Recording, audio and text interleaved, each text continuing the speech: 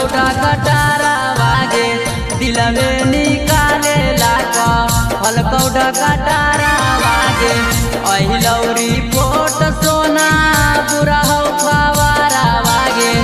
अहिलौरी pot सोना बुरा हो खवारा वागे दिलवे निकाले लाका हलकौटा कटारा वागे दिलवे निकाले लाका हलकौटा कटारा वागे दिलवे निकाले ला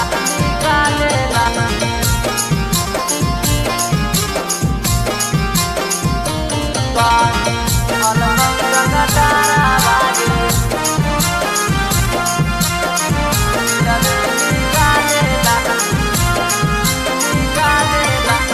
भोलौ खराब सोना मरो हलती आगे ना जाने कोई सोना लिखल की समाती आगे भोलौ खराब सोना मरो हलती आगे ना जाने कोई सोना लिखल की समाती आगे घर परिवार में लागल हो डरा वागे घर परिवार में लागल हो डरा वागे दिलवे निकाले लाका हलकौटा कटारा वागे दिलवे निकाले लाका हलकौटा कटारा वागे दिलवे निकाले ला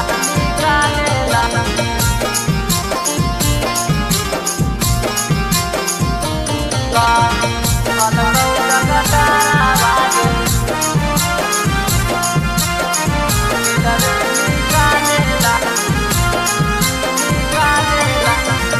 इतने दिन लिखल हल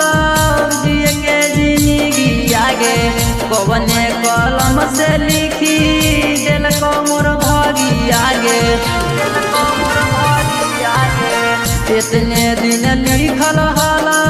जिए के जिंदगी आगे कवने कलम से लिखी दिल को मोर भागी आगे अजय के देखे सोना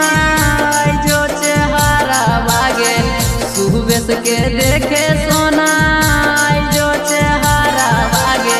दिलवे निकाले लाका हलकौटा कटारा वागे दिलवे निकाले लाका हलकौटा कटारा वागे presented by Rama Films।